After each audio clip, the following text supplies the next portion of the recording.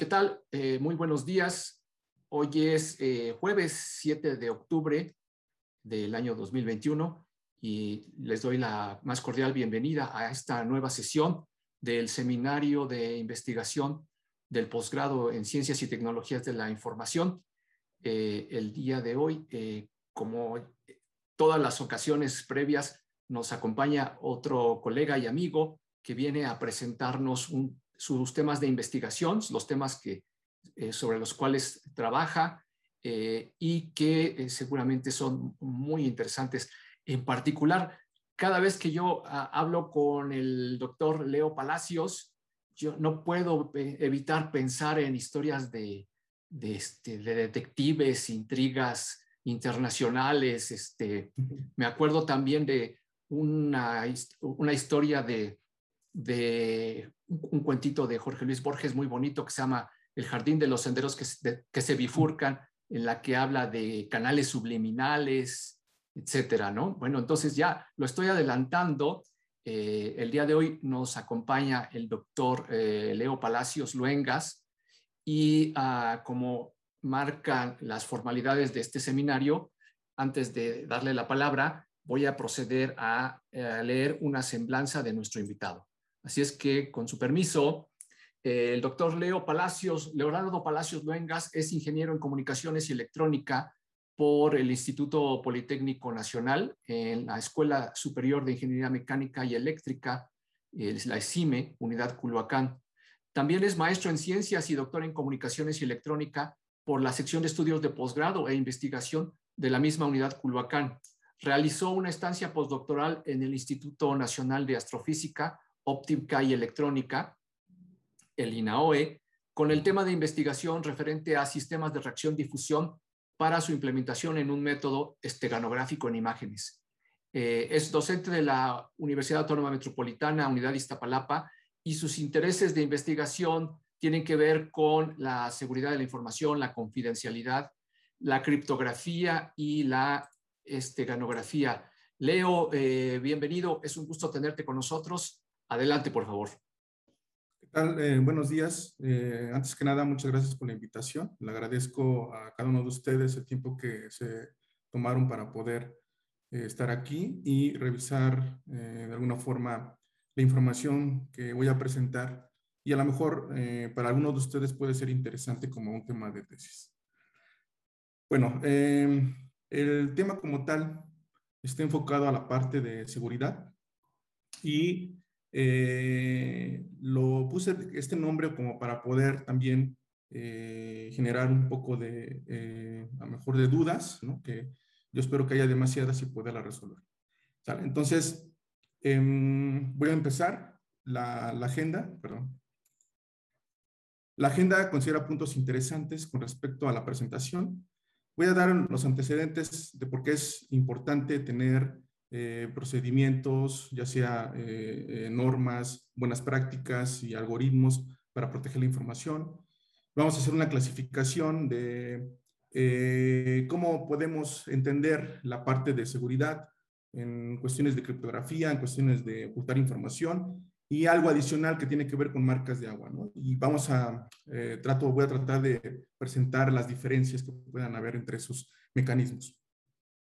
Y a partir de aquí voy a mencionar el problema de los presos, que básicamente en 1984 aproximadamente, un investigador propuso por primera vez lo que son canales subliminales, ¿no? A partir de un problema, de un dilema que él se imaginó y que de alguna forma la criptografía como tal no lo resuelve, ¿sale? Entonces, a partir de ahí vamos a empezar a buscar cómo es de que ocultar información puede resolver ciertos problemas.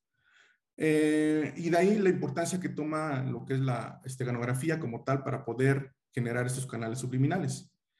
¿Qué evaluaciones se realizan en los algoritmos que se van a implementar? ¿Qué es lo que a mí me interesa? A diferencia de otros mecanismos de seguridad. Y voy a platicar algunos métodos que hemos implementado y otros que no hemos implementado, y estamos en el proceso de poder llegar con nuevas ideas para poder generar nuevos métodos que puedan ser seguros, ¿no? Porque hay que cumplir con ciertas características, y prácticamente eso es lo que considera la agenda, ¿sale? Y al final, unas conclusiones para darle contexto a lo que voy a presentar.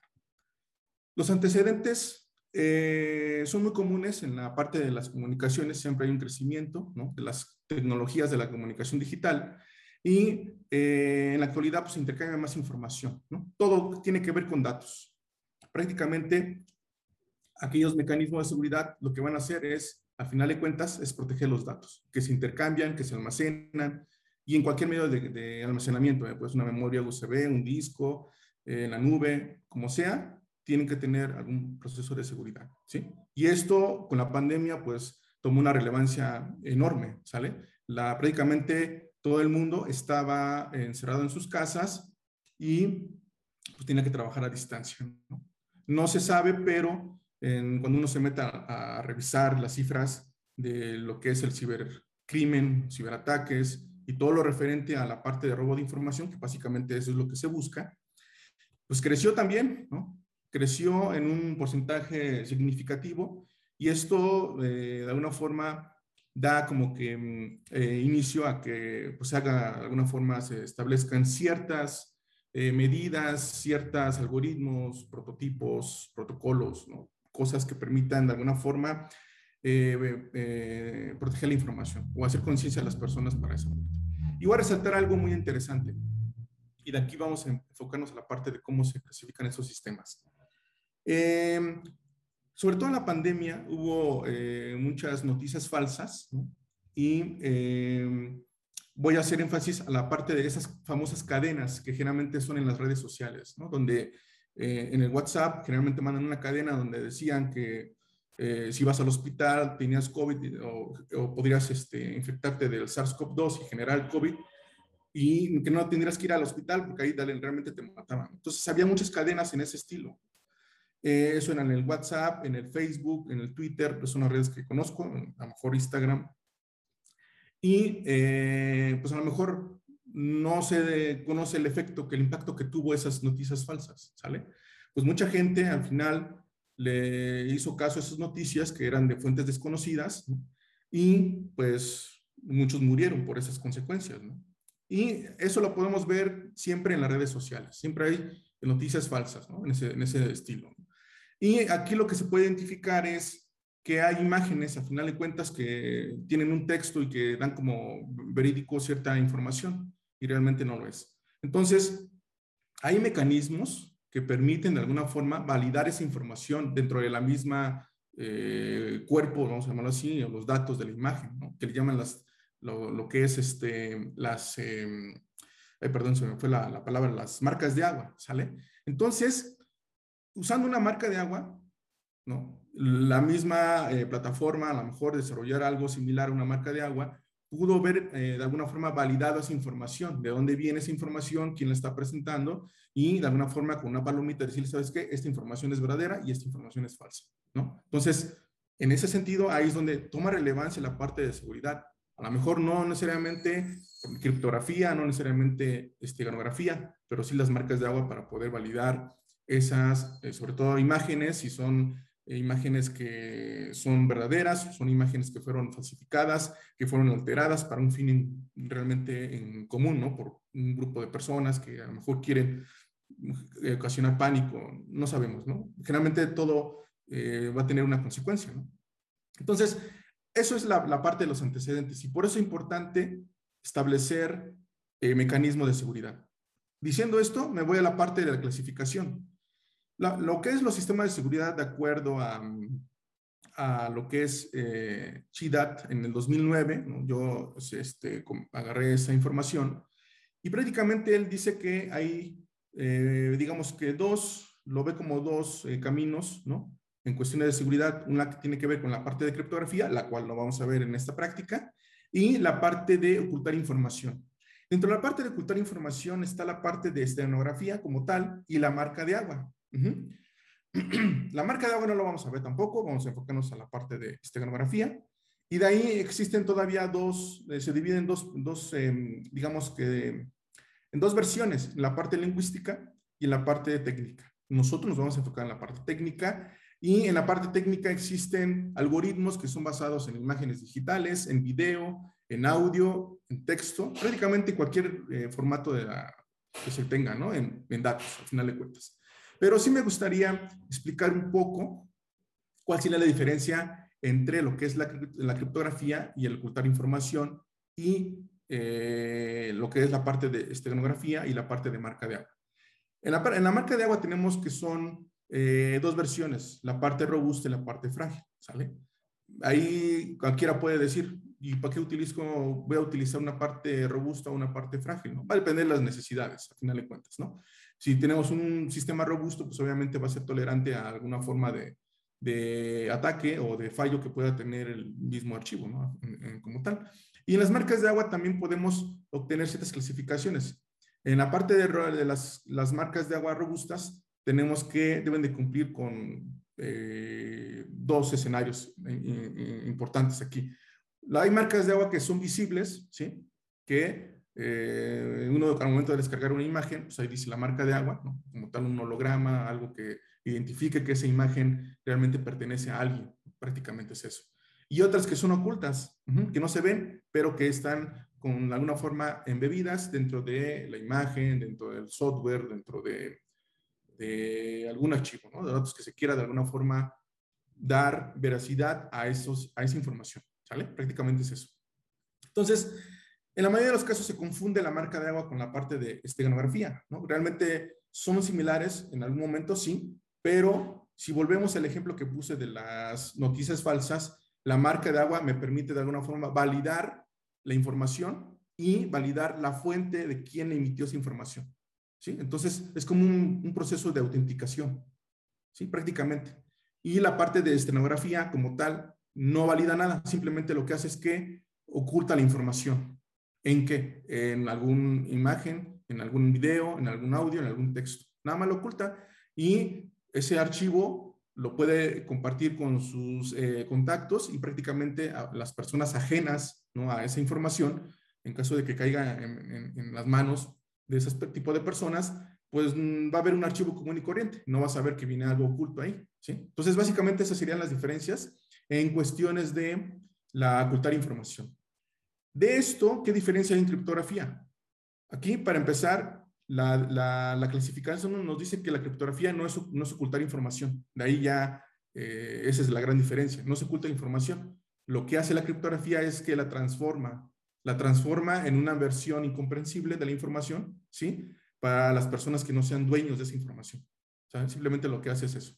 Esto lo podemos tomar como si fuera un juego de cartas, un juego de dominó, donde tenemos ciertas fichas numeradas de manera secuencial y se revuelven, ¿no? Como tal, ¿no? En algunos casos las cartas se van a barajar como tal y pues eso va a generar una serie de desorden, ¿no? Prácticamente. Pues eso es lo que hace la criptografía con la información. La desorganiza, ¿no? Vamos a llamarlo así en general, y genera una versión incomprensible de esa información y ya la puede transmitir.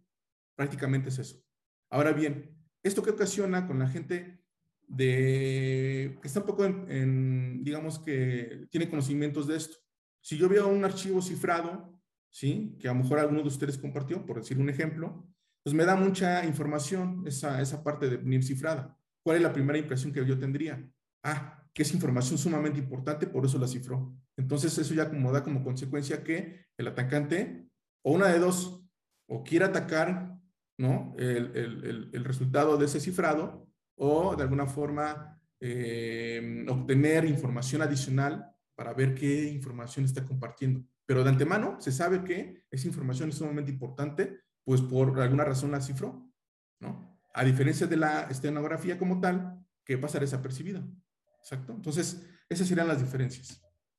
Ahora bien, el problema de los presos basado en la propuesta de Simons. Él, en su artículo que publicó en el 84 aproximadamente, se planteó un escenario similar al que yo acabo de comentar, ¿no? Nada más que lo formalizó, en el que él decía, bueno, pues si la información viene cifrada y me doy cuenta que está cifrada, pues no voy a poder obtenerla, pero sé que es información sumamente importante, por algo la cifró, por algo ocupó criptografía. Y entonces se plantea ese escenario de dos presos, él generalmente siempre se toman para cuestiones de seguridad los nombres de Alicia o Bob, o lo que es Alice o Bob como tal, o Alicia y Benito, ¿no? Siempre son esas como que las cartas fuertes en el área de seguridad, ¿no?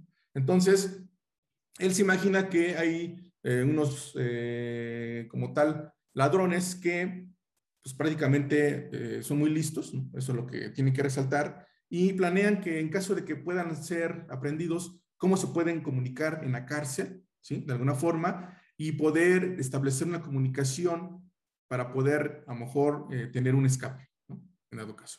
Entonces, este hecho como tal en general da como consecuencia dos cosas interesantes. La primera es que la información entre que van a compartir Alicia y Bob, o Alicia y Benito, sí, también lo podemos tomar en ese sentido, no tiene que venir cifrada, ¿no? Esta es una información cifrada, ¿no? Lo que había comentado que revuelve la información, esto es como si fuera una información cifrada. ¿Qué quiere decir? Pues no se comprende nada, no sé qué realmente qué diga, ¿no? ¿Hay alguna forma de poder cifrarlo y poder recuperar el texto? Sí, ¿no? A partir de claves y ciertas cosas. ¿Sí? Entonces, una de las condiciones es que no se pueden mandar información cifrada. ¿Por qué? Pues porque hay un guardia que los va a estar vigilando, ya llevan mucho tiempo robando, entonces ya son bien buscados a nivel mundial, y hay una persona en la cárcel, ¿sí? Que está revisando, que va un guardia como tal, que le denomina Wendy, que ella es la que va a estar, va a fungir como intermediaria, de alguna forma, entre la comunicación. Entonces, pues ella, al momento de que ve que una carta viene cifrada, pues simplemente la va a rechazar. Y además, la comunicación no se puede dar entre Alicia y Bob de manera directa. Siempre tiene que pasar por Wendy, ¿sí? Entonces, ese planteamiento genera nuevas cuestiones, en que ya no me sirve la criptografía como tal aquí, ¿sale? Ya no me sirve. ¿Qué tengo que hacer? Bueno, aquí es donde surge la parte de lo que es los canales subliminales propuestos por Simmons, en donde dice que hay tres situaciones. La primera es que Wendy sospecha que la información que ellos están intercambiando entre lo que es Alicia y Bob, pues puede de alguna forma venir alterada, ¿no? Y entonces en la mayoría de los casos, pues a lo mejor, si está de buenas Wendy, a lo mejor no hace llegar la carta a Bob, ¿no? O al revés. Entonces, podemos tener una comunicación que no necesariamente siempre esté establecida, pueda estar por ciertos tiempos. Eso es lo que se plantea también.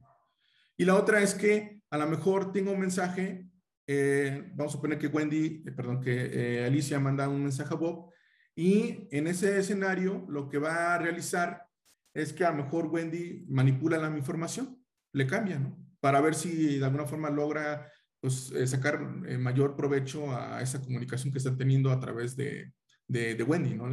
Lo que es los presos, ¿no? A final de cuentas. Entonces, puede haber una modificación de la información y ver qué es lo que sucede. Y la tercera es que Wendy, de alguna forma, pueda generar información falsa, ¿sí? Sin que a lo mejor Bob la genere, ¿sí? Ella la genera y la puede compartir para ver si de alguna forma eso hay alguna consecuencia, ¿no? ¿Sí? Prácticamente es eso. Y esas tres consideraciones se pueden resolver a partir de métodos que tienen que ver con ocultar información, ¿no? Vamos a iniciar en esta parte cómo la estenografía como tal va a resolver estas tres características. Hay más, ¿no? Pero básicamente son las que como que toman relevancia. Ajá.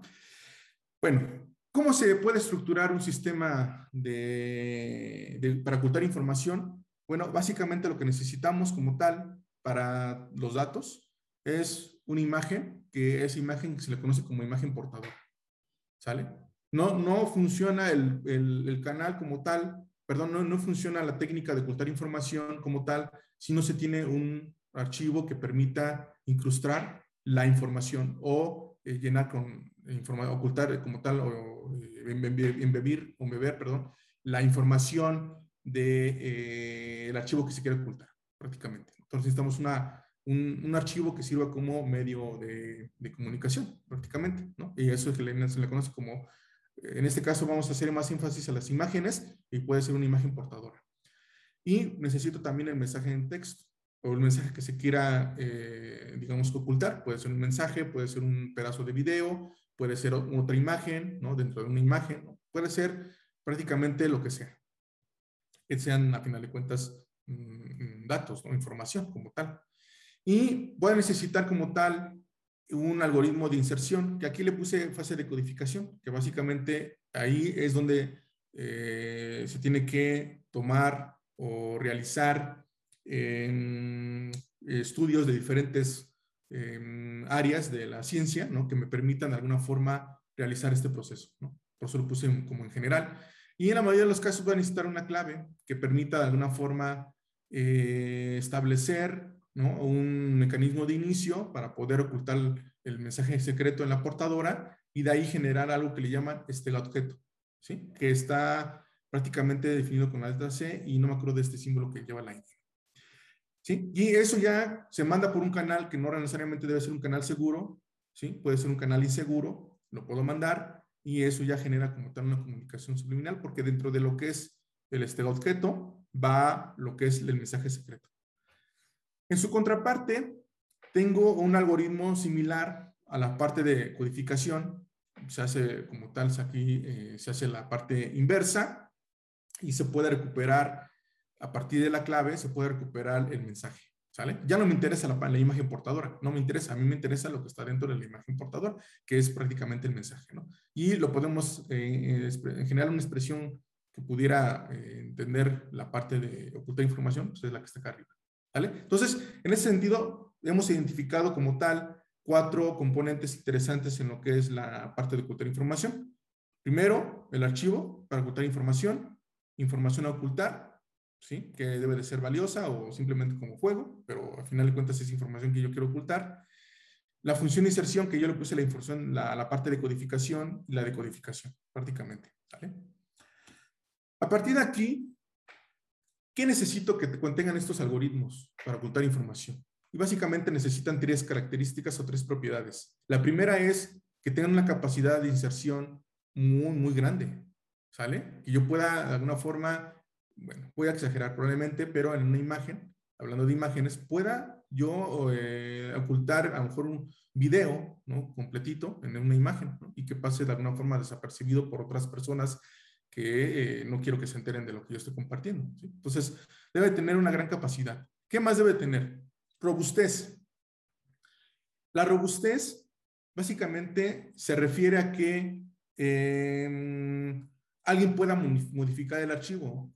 Vamos a suponer o vamos a tomar el mismo escenario que teníamos antes de iniciar con esta diapositiva, en donde si tenemos una imagen, a lo mejor, pues, como la información está desapercibida para la mayoría de las personas, pues a lo mejor inconscientemente las personas lo que van a hacer es que van a modificar esa imagen. A lo mejor le van a poner a agregar un brillo, le van a aumentar a lo mejor la calidad de la imagen, se ve muy borrosa, a lo mejor la van a comprimir, van a usar un compresor con pérdida, no sé, van a hacer cualquier cosa con esa imagen, ¿no? Entonces, el algoritmo que de alguna forma hizo ese proceso para poder insertar esa información oculta debe tener esta propiedad para poder resistir a esos ataques, vamos a ponerle que son no intencionales, ¿no? ¿Sí? Que las personas, como no saben que hay información oculta, pues no saben realmente que va a afectar algo. Entonces, a eso se refiere esa propiedad. Deben de ser robustos para poder recuperar la información, aun cuando el archivo portador haya sido muy alterado. Inclusive haya sufrido una compresión, ¿no? Prácticamente. Y que pasen desapercibidos, pues eso es muy importante, ¿no? Si de alguna forma voy a incrustar un mensaje en una portadora, pero se ve, pues nada sirve, ¿vale? Entonces, esas 3 características deben de cumplir estos sistemas, con los cuales parecieran que son sencillas, pero, perdón, aquí me apreté una tecla, pareciera que son sencillas, pero realmente es algo que todo lleva a su grado de dificultad. ¿Cómo se evalúan los sistemas? Perdón. ¿Cómo se evalúan los sistemas que ocultan información? Pues básicamente lo que estamos viendo es un proceso muy general en donde tengo como tal la imagen portadora, ¿sí? Que está definida con la letra C, que lo habíamos referido anteriormente, y tenemos otra imagen que sería el secreto, ¿no? Que queremos compartir, ¿no? Entonces es el mensaje como tal. ¿Sí? Entonces, al momento de que yo lo paso por la fase de codificación, pues voy a obtener lo que le había comentado, el objeto, que es este de acá, ¿sí? Que si se dan cuenta, pues es parecido a la imagen portadora. Pues es lo que se busca, ¿no? Que la imagen como tal, el secreto que yo quiero compartir, pues no se vea a la vista de las personas, ¿no? Y no necesariamente a la vista, sino que a partir de ciertas, a lo mejor, métricas que debo de alguna forma de establecer para ver si qué tanto mi algoritmo puede ocultar información, ¿no? Entonces, prácticamente es lo que yo esperaría, ¿no? Entonces, como tal, es el estado objeto que contiene esta imagen. Entonces, una de las, digamos que evaluación, la básica, pues es obtener el histograma. Entonces, aquí lo que se busca es que el histograma pues, sea muy parecido a la versión original de la imagen, ¿sí? Que pareciera que sea la misma, ¿no? Es lo que se busca. Y hay otras métricas, por ejemplo, la relación señal-ruido, lo que es se me fue la palabra, pero el coeficiente de correlación, ¿no? La tasa de error, de alguna forma, ¿no? El coeficiente cuadrático, ¿no? Como tal, se me fue el nombre, una disculpa, ese es el encierro. Entonces, hay ciertas métricas que necesito yo de alguna forma obtener. Y esas métricas deben de ser muy similares a la versión original, ¿sale? ¿Por qué? Porque así como existen métodos que permiten, o personas que permiten generar métodos para poder ocultar información, también existen personas o investigaciones que hacen lo contrario, ¿no? Que generalmente le llaman estereoanálisis, ¿sale? Bueno, entonces eso es lo que se busca. A continuación vamos a platicar de algunos métodos que son, digamos que muy utilizables en la técnica, ustedes lo van a encontrar en artículos de investigación, ¿no? Y este método se llama lo que es el basado en el bit menos significativo, que es el más básico de todos, y de alguna forma se puede entender cómo es que se puede ocultar la información. Bueno, voy a explicar que una imagen la podemos representar con una serie de matrices, ¿no? Si es una imagen a color, generalmente la podemos representar con 3 matrices correspondientes a los colores, digamos que primarios, ¿no? En este caso rojo, azul y verde, ¿no? Y esa matriz en cada uno de los índices de las filas y las columnas asociadas va a tener un valor de 8 bits, ¿no? Que aquí se le conoce como píxeles. Entonces, un píxel realmente serían 8 bits, ¿vale? Ajá, entonces, cada matriz va a tener valores distintos entre 0 y 255, ¿no? Que correspondería a 2 a la 8 menos 1, prácticamente, ¿vale? Otra de las consideraciones es que hay una alta correlación entre la imagen, ¿no? Hay una alta correlación entre los píxeles. La correlación de los píxeles en una imagen se puede medir en fila, en columna y en diagonal. Y quiere decir que los píxeles vecinos son muy parecidos, todos, ¿sí? Entonces, eso hace que también se tenga una mayor, esa característica que se pueda ocultar la información como tal, ¿sale? Entonces, el bit menos significativo lo que va a tratar de realizar esta técnica es expresar cada píxel en un valor de 1 y 0, ¿sí? Prácticamente. Y ese valor, pues lo vemos como tal, que son 8 bits. Y en 8 bits podemos dividirlo en 2 partes. La parte alta, que es los bits más significativos, y la parte baja, que son los bits menos significativos, prácticamente. En la mayoría de los casos son los bits que tienen menor peso, ¿sí? Una aclaración que quiero hacer aquí es que estos valores no corresponden a los que están acá, ¿eh? Entonces, por ahí si dicen, ya no coincide, ¿no? Yo los tomé de otras referencias distintas, entonces no coincide. Ajá, entonces, básicamente tenemos esos bits. Ajá, en 2 partes, parte alta y parte baja. Si yo de alguna forma quiero, digamos que graficar, o tengo la matriz y quiero de alguna forma regresarme a la imagen con la matriz, nada más alterando o considerando los bits menos significativos, ¿sí? Como tal, lo que voy a obtener es como ruido, ¿sí? Ruido. ¿Por qué? Pues porque esos bits realmente no tienen gran peso. Entonces, desde aquí, si los modifico o los altero, realmente no se ve una gran alteración en la imagen, ¿no? No se ve de hecho nada, ¿sale? Entonces el bit menos significativo, si lo altero, pues no pasa nada, simplemente es como ruido. Si agarro el siguiente bit y también lo altero, que sería el segundo bit va a ser un poco más grande porque ni yo veo, también no pasaría nada, ¿no? Prácticamente, ¿sí? El primer bit menos significativo y el segundo, si los altero, pues prácticamente son como parte, como si fueran ruido. Si yo los expreso en la imagen correspondiente, voy a ver una imagen con ruido, ¿no? Como en las televisiones, cuando había aquellas televisiones viejas, ¿no? Que las analógicas, y cuando quitaban la antena, se veía así como que la imagen, ¿no? Como cuadritos pixeleados, ¿no? Así se ve esta como tal, ¿no? Y si agarro el tercer bit, pues prácticamente también no afecta tanto en la parte en la forma visual de la imagen, ¿no? Y esto ya es una técnica, digamos que es vieja, ¿no? Como tal. Y si agarro hasta el cuarto bit, ya cuando empiezo a alterar el cuarto bit en el sentido del menos significativo hacia el más significativo, entonces ya empieza a haber indicios de que esa información o que esa imagen ha sido alterada, ¿no? Prácticamente. Si modifico los bits de mayor peso, pues prácticamente la imagen queda totalmente diferente, ¿no? Entonces, ese hecho hace como tal, da a entender que puedo modificar los bits, los últimos bits de mi imagen y no pasaría nada, ¿no? De alguna forma. Entonces, si es así, pudiera tener un mensaje, lo expreso también en un formato de 8 bits y agarro, digamos que por cada bit voy a guardar un solo bit de información, ¿no? Prácticamente, ¿sí? Entonces, esa sería la capacidad que tuviera para poder ocultar una información con la técnica del bit menos significativo, ¿no? Prácticamente. Y si agarro 2 bits, pues simplemente lo que estoy haciendo es darle una mayor capacidad de ocultamiento a mi algoritmo, ¿no? Si agarro hasta 3 bits, pues obviamente puedo ocultar más información, ¿no? Si agarro el cuarto bit, pues sí podría ocultar más información, casi a la mitad, ¿no? Lo que sería, si mi información que quiero ocultar pesa 1 kilo en bytes como tal, pues entonces la información de la portadora sería el doble, ¿no? Pero en ese sentido ya se percibe las modificaciones que pueda tener, ¿sale? Prácticamente es eso. Entonces, así es como funciona esta técnica del bit menos significativo, ¿no? Y casi la mayoría hace algo similar, nada más que lo hace en diferentes formas de representar la información, ¿no? Como lo vamos a ver a continuación.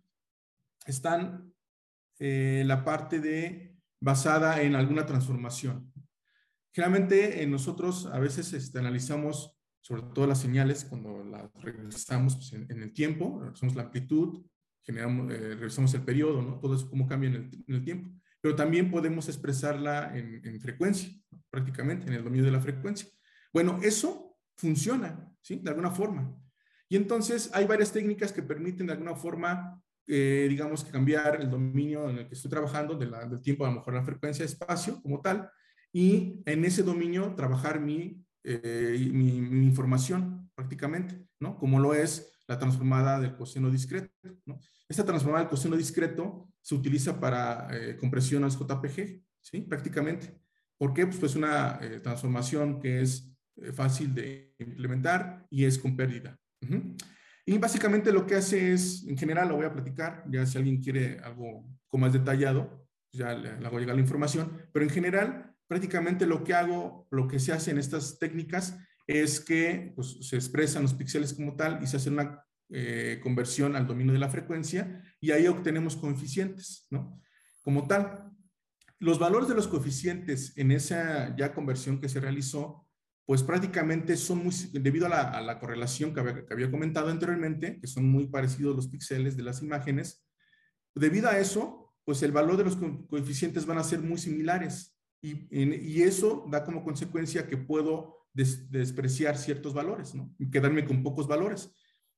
Prácticamente, por eso le llaman coeficientes truncados. Y al final, pues voy a obtener una versión similar a la imagen original, ¿no? Nada más que con un tamaño más pequeñito, ¿no? En tamaño en disco, prácticamente. Bueno, pues eso que acabo de decir en general, pues me sirve también para ocultar información, ¿sí? Ahora yo voy a procesar la información de tiempo a lo mejor en frecuencia y en ciertas coeficientes voy a ocultar la información, algo similar al método del bit menos significativo. Y aquí hay un escenario muy general en donde básicamente en ese tipo de estrategia no voy a platicar esto, más voy a resaltar lo que quiero de alguna forma, es que cuando se hace este tipo de estrategias, necesito poner un tipo de codificación si quiero de alguna forma que la capacidad sea mayor. Tengo que comprimir la información, pero al ser también esto como tal, que tiene una compresión con pérdida, puedo perder información. Entonces, lo que también se tiene que hacer en este tipo de métodos es generar o desarrollar un detector y corrector de errores y también de alguna forma generar bits redundantes para que de alguna forma, cuando se comprima, ¿no? Como es la naturaleza de la transformada del coseno, pueda, al momento de hacer el proceso inverso, pueda recuperar la información. Entonces, ¿qué es lo que podemos observar hasta el momento? Que tenemos dos técnicas, ¿no? Prácticamente, que van a generar un resultado similar en el ocultamiento de la información. Pero, pues una va a requerir de un proceso de computacional mayor que otro, ¿no? La técnica del bit menos significativo pues, es más sencilla prácticamente y entonces pues mis programas van a ser más sencillos. Pero los ataques que hay en ese tipo de métodos pues son muy certeros. Ajá. Entonces necesitaría inventar alguna otra forma para poder ocultar información usando la técnica del bit menos significativo. Por otra parte, al trabajar la información en otra, digamos que no en tiempo, sino a lo mejor en frecuencia, pues algunos métodos como tal van a generar pérdida de información y entonces tendría que añadir información adicional, códigos que permitan de alguna forma contrarrestar esos efectos que tiene, ¿no? Este es con respecto a la transformada del coseno. Está la transformada de discreto, perdón. Está la transformada también de Fourier, está la de Weylet, ¿no? Entonces cada uno va a tener sus propias ventajas y desventajas para que yo lo pueda aplicar, pero prácticamente lo que quiero dar a entender es que se puede trabajar en otro dominio, ¿no? A final de cuentas. ¿Qué hay con respecto a la parte, ¿no? Se pueden hacer combinaciones también en cuestiones de filtrado, ¿no? De esto que se utiliza mucho en el procesamiento de imágenes. Básicamente lo que se hace en esas técnicas como tal, usando filtrados como tal, pues es detectar unas regiones, ¿no? Que es lo que se busca, ¿no? Es otra forma también de ocultar información. Tengo mi imagen como tal y lo que voy a hacer como tal es voy a establecer un detector como tal de rendimiento para encontrar puntos específicos de la imagen, ¿no? Aquí bueno, no se ve muy bien, pero establezco puntos interesantes de la imagen como tal y de ahí esos regiones que son parte de la imagen, pues selecciono una en donde voy a ocultar mi información, ¿no? Prácticamente que es esta de acá. Ya que tenga esa región en específico donde quiero ocultar, no en toda la imagen, sino en ciertas regiones en específica que quiero ocultar información, pues la aplico la transformada de Weylet, que es pues una, con respecto a las otras transformadas, pues tiene ciertas ventajas. Y ahí empiezo a insertar la información, ¿sí? O genero como un tipo de intervalos en donde a partir de cierto intervalo a lo mejor considero que es un 1 y a partir de cierto intervalo hacia abajo considero que es un 0, ¿no? Entonces hay varias formas de hacerlo, pero el chiste que en estos, de alguna forma, canales que se generan adicionales, pues puedo insertar información, inclusive en la parte donde pueda haber ruido, ¿no? Y una vez que aplico esa parte, se vuelve a generar la parte de la inversa de la transformada de Weylet en este caso y obtengo como tal digamos que la región, ¿no? Como donde inserté mi información y eso lo inserto pues, en mi imagen general, ¿no? Prácticamente. Entonces mi información ya no queda oculta en todo lo que es la imagen, sino más bien en ciertas regiones, ¿no? Prácticamente. Esto da como consecuencia que el algoritmo también pues, sea más complejo. ¿Por qué? Porque tengo que identificar qué zonas voy a guardar información, ¿sale? ¿De dónde surge esta parte? Bueno, las imágenes, si son imágenes con valores o colores constantes, pues es muy complicado ocultar información porque se vería a la vista, ¿sí? Es decir, a lo mejor un fondo blanco, un fondo negro, algún color que sea constante, pues es complicado ocultar información porque se podría percibir de alguna forma. Y todos estos hallazgos pues dan como, sugieren que la forma en que se puede ocultar la información es aquellos regiones de la imagen donde se tenga una variedad de colores, ¿no? Donde se pueda pasar desapercibido. También hay ciertas formas de poder hacerlo, ¿no? Prácticamente. Bueno, en ambas técnicas, a final de cuentas, lo que se generan son, en el dominio de la frecuencia, para el caso de la transformación wavelet, se generan subbandas y ahí yo puedo de alguna forma ocultar la información, prácticamente. Siguen siendo al final las dos las maneras de poder en dominios distintos poder ocultar información prácticamente. Y el sistema puede quedar un poco más complejo, ¿no? De hecho, puedo combinar diferentes técnicas para ocultar información.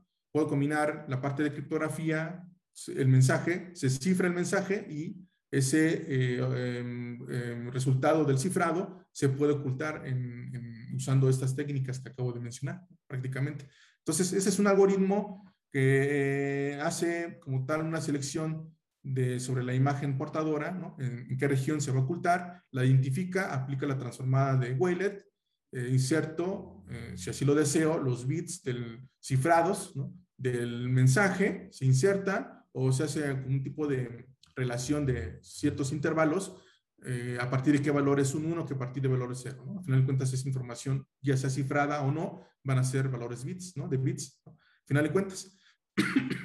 Ya que aplico esta inserción, le aplico la inversa de la transformada y entonces ese pedacito, esa región, la inserto en la imagen en general y ya puedo de alguna forma pues compartirla, ¿no? Y entonces la información permanece oculta y aparte de que estar oculta, pues está cifrada.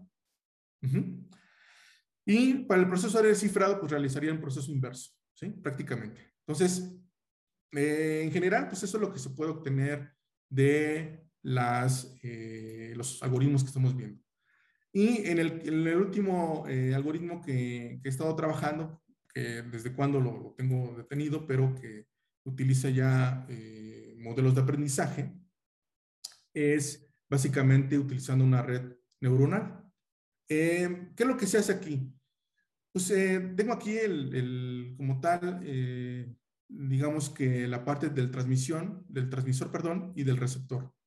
Lo que se hace es que se selecciona la imagen, ¿sí? La imagen portadora y la imagen en el mensaje, ¿no? Como tal, la imagen secreta que se quiera ocultar.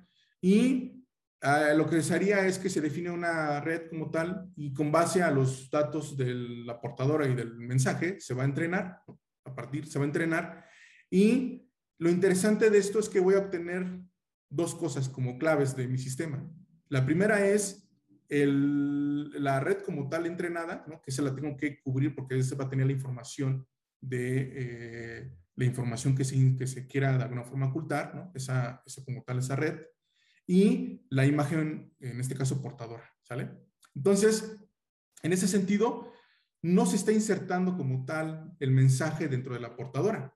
Nada más se está entrenando la red con base a lo que está entrando, ¿sí? Simplemente. Y para poder de alguna forma obtener esa imagen o ese mensaje que está oculto, pues lo que tengo que hacer es ver cómo se construyó esa red, ¿no? Al final de cuentas, y podría servirme como llave para poder en el otro extremo, la pongo y le inserto la imagen portadora y entonces a partir de ahí empieza a predecir qué imagen fue la que se ocultó prácticamente, ¿no? Y puedo recuperar como tal la imagen secreta en este contexto. Esto también es muy valioso, aunque tiene ciertas limitantes, pero el algoritmo se vuelve mucho más complejo prácticamente, y si lo quiero llevar a una implementación física, pues prácticamente tendría que programar la red, ¿no? No es tan sencillo, ¿no?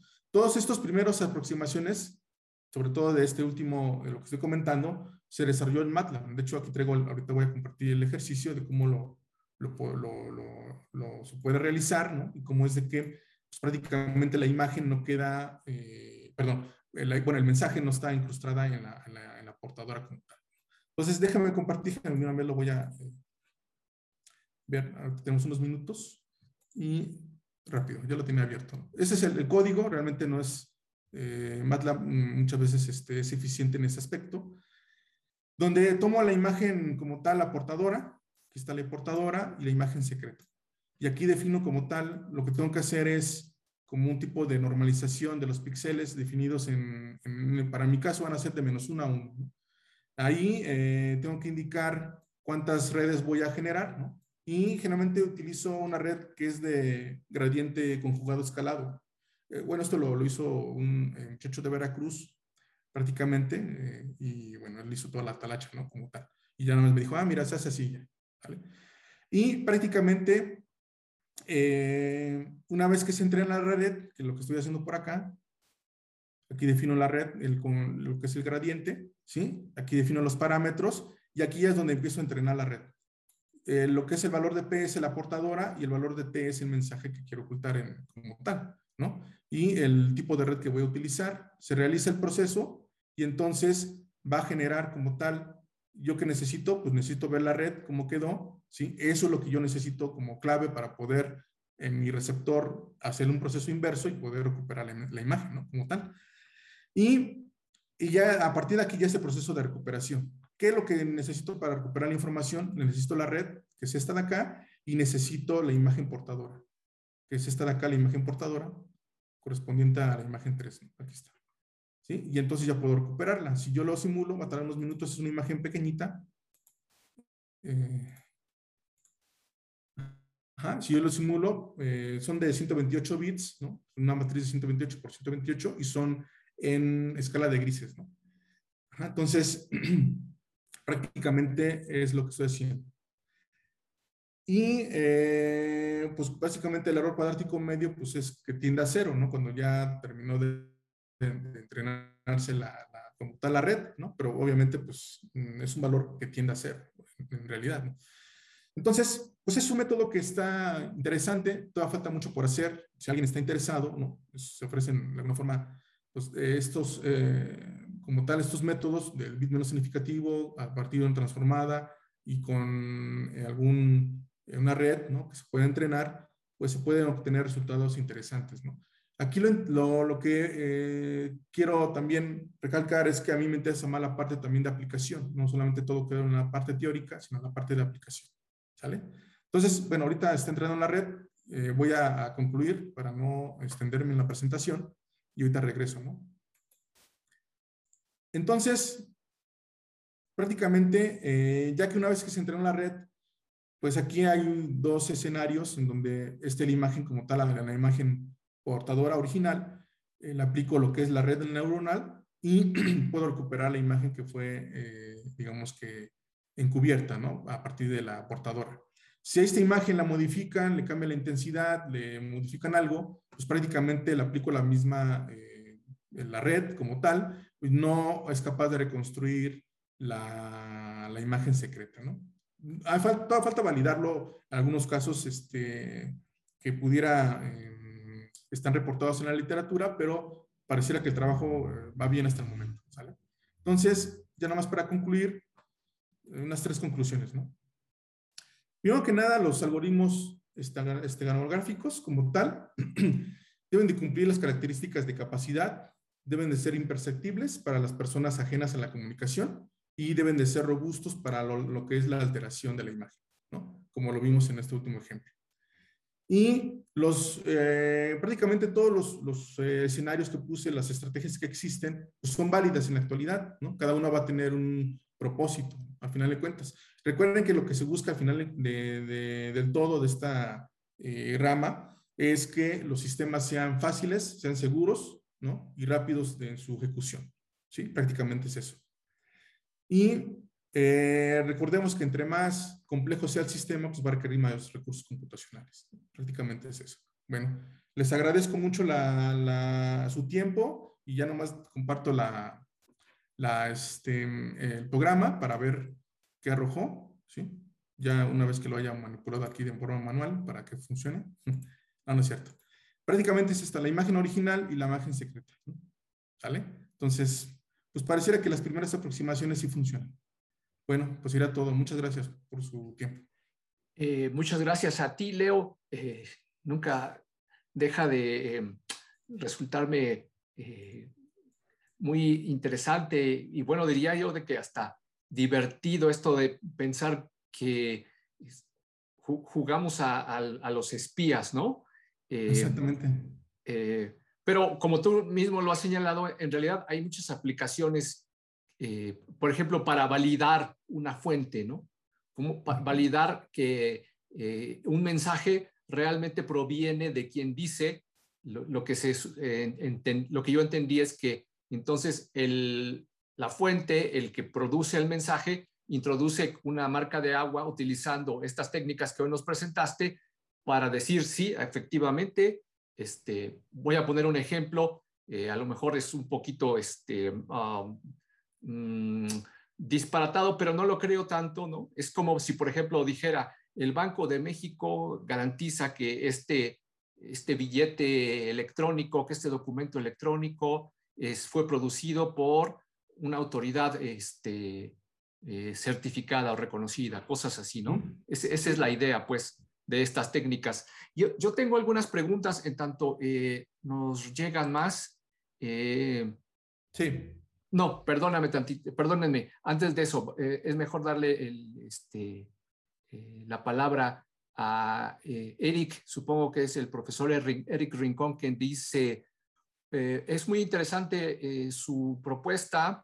Una duda, ¿la red neuronal que estás utilizando en el último caso es un autoencoder? Sí, puede ser. Sí, sí lo utilizo como tal, una red similar. Muy bien. Eso significa que pueden haber alternativas. Ajá, sí. De hecho, estaba utilizando, digo, yo prácticamente en esta parte de lo que son las redes no tengo mucho conocimiento, eso es lo que debo también agregar. Toda la parte es más que nada enfocada a criptografía, pero pues obviamente uno tiene que buscar diferentes alternativas para poder Y colaboraciones, tener que de eso sentido. se trata también este seminario, ¿no? Exactamente. Entonces, en la literatura hay trabajos ya que están enfocados a lo que se propuso en esta parte, ¿no? Nada más con los conocimientos que tengo, pues simplemente tomo ciertas cosas, ¿no? De algo que ya había empezado su investigación y yo empiezo a generarme también algo similar, ¿no? Y empiezo a buscar sobre las redes, ¿no? Prácticamente, ¿no? Pero sí, prácticamente puede ser algún otro método. Aquí lo que se busca es, pues, de alguna forma la implementación, ¿no? Yo había comentado que todas las implementaciones, pues, deben de ser de bajo costo, ¿no? Es como que lo que yo he aprendido, ¿no? En mi trayectoria, al final de cuentas. Sí, muchas gracias. Bueno, en tanto llega otra pregunta, yo te quisiera consultar sobre un par de asuntos, Leo.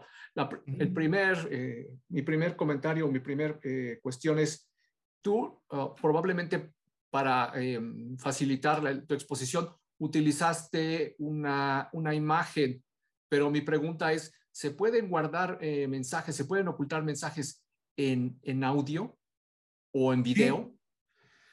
sí, sí, sí, claro que sí. De hecho, antes de la pandemia, había participado regularmente en los seminarios.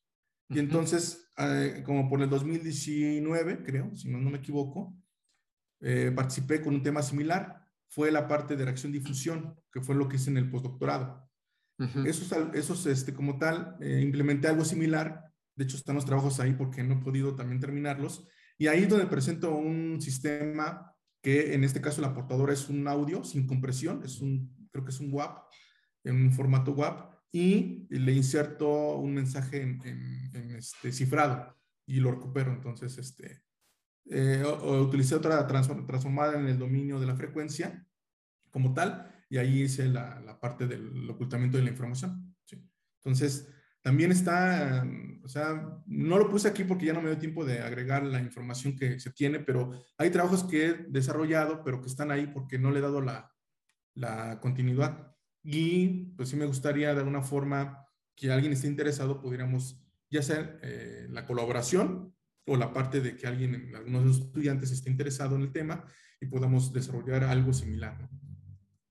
Yo pienso que el doctor Enrique Rincón es un gran candidato porque además de todo nos hace otra pregunta que también es muy interesante y dice, ¿qué tan complicado es detectar que una imagen fue modificada? Es decir, entiendo yo, ¿no? Que transporta un mensaje oculto. ¿Hay técnicas especiales para hacerlo, para detectarlo? Sí, ya había comentado en la plática que aparte de lo que es, como en todo, está la criptografía, aquellas personas que se dedican a hacer algoritmos para proteger la información, pero también están aquellas personas que son criptoanalistas, que hacen, de alguna forma, evalúan el algoritmo en base a funciones de ciencia o en áreas de la ciencia, ya sean operaciones matemáticas, que de alguna forma pueden evaluar el grado de seguridad que puede tener ese sistema. En eso es en criptografía. Con la parte de lo que es esteganografía, existe también algo similar que se llama estegoanálisis. Y entonces hay herramientas, así como hay estas que yo lo acabo de plantear, también hay herramientas que se dedican a revisar si un archivo tiene información oculta. Ajá. Entonces, si tiene información oculta, van a tratar de extraer esa información.